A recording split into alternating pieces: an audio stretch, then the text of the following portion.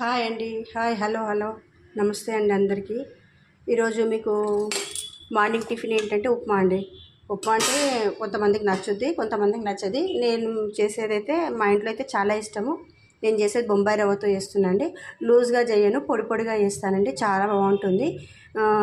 Tea glass తీసుకుంటున్నాను కదండి. ఈ టీ గ్లాస్తో 1.5 2 గ్లాస్ వాటర్ తీసుకోండి. పొడి పొడిగా చాలా బాగుంటుంది. దీనికి ఇంగ్రీడియంట్స్ ఏమేమిటో చూపిస్తానండి. ఫస్ట్ అయితే రవ్వను మనం ఫ్రై చేసుకుందాము. ముందుగా అయితే నా ఛానల్ని లైక్ చేయండి, సబ్స్క్రైబ్ చేయండి, షేర్ చేయండి. నా ఛానల్ సబ్స్క్రైబ్ చేసుకుంటే మా పిల్లల ఎంటర్టైన్మెంట్ డ్యాన్స్ వీడియోస్, నేను చేసే కుకింగ్ వీడియోస్, పూజ వీడియోస్ అన్నీ మీకు వస్తున్నాయండి. ఈ వీడియో అయితే మీరు కంటిన్యూగా చూడండి. ముందుగా రవ్వ అయితే వేయించుకున్నామండి. రవ్వ వేయించి పక్కన పెట్టుకుందాము. దీంట్లోకి ఉల్లిపాయలు, ఆలు కట్ చేసుకొని పక్కకు పెట్టుకున్నామండి. వాటర్లో వేసి పెట్టుకున్నాము. ఎప్పుడైనా కొంచెం కట్ చేసుకొని టైం వేస్ట్ అయిపోతుంది కదండి, అప్పుడు కొంచెం ఆలు నల్లగా అయిపోతుందని చెప్పేసి నేను కట్ చేసుకోగానే వాటర్లోకి వేసి పెట్టుకుంటున్నాను. ఆనియన్స్ కూడా అంతే అండి. ఆనియన్స్ ఘాటు ఎక్కువగా ఉంటుంది కదా, పిల్లలు తినరని చెప్పేసి వాటర్లో వేసి పెట్టుకుంటున్నాను. తర్వాత వచ్చేసి పచ్చిమిర్చి అండి. మీ దగ్గర కొత్తిమీర ఉంటే కొత్తిమీర, కరివేపాకు ఉంటే కరివేపాకు అండి. నా దగ్గర అయితే కరివేపాకు ఉంది, కరివేపాకు వేసుకుంటున్నానండి.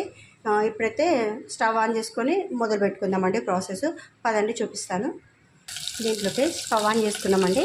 స్టవ్ ఆన్ చేసుకుని ఆయిల్ వేసుకొని ఆవాలు, జీలకర్ర అవి వేగిన తర్వాత పచ్చిమిర్చి వేసుకున్నామండి. పచ్చిమిర్చి కొంచెం ఫ్రై అయిన తర్వాత దీంట్లో సాల్ట్ వేసుకుందామండి. వేగుతున్నాయి కదండి మిర్చి, సాల్ట్ వేసుకుందాము.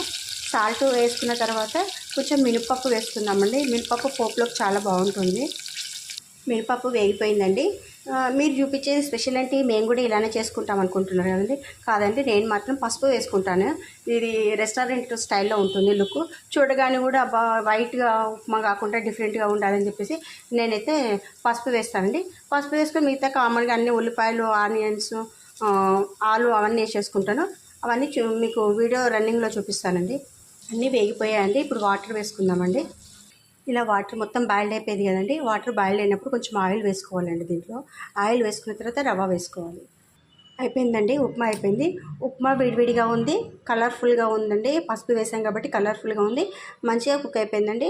వాటర్ బాయిల్డ్ అయినప్పుడే మనం ఆయిల్ వేసుకొని చేస్తే ఉప్మా అతుక్కోకుండా చాలా బాగుంటుందండి. ఎన్ని అవర్స్ అయినా కూడా అలా ఉంటుందండి, డ్రై కాకుండా ఉంటుంది. చిన్న పిల్లలకైనా మంచిగా తినిపించండి. ట్రావెలింగ్లో వెళ్ళినప్పుడు మా పిల్లలకైతే ఇదే తీసుకెళ్లేదాన్ని, ఇబ్బంది ఉండదని చెప్పి కొంచెం మజ్జిగ పోసి తినిపించేదాన్ని అండి. నా ఛానల్ని లైక్ చేయండి, సబ్స్క్రైబ్ చేయండి. చూడండి ఎంత పొడి పొడిగా ఉంటుందో. ఇబ్బంది లేకుండా లూజ్గా చేసుకోవద్దండి. లూజ్గా చేసుకుంటే ఇంట్రెస్ట్ ఉండదు. ఇలా చేసుకోండి, ఇలా ట్రై చేయండి. నా ఛానల్ని లైక్ చేయండి, సబ్స్క్రైబ్ చేయండి.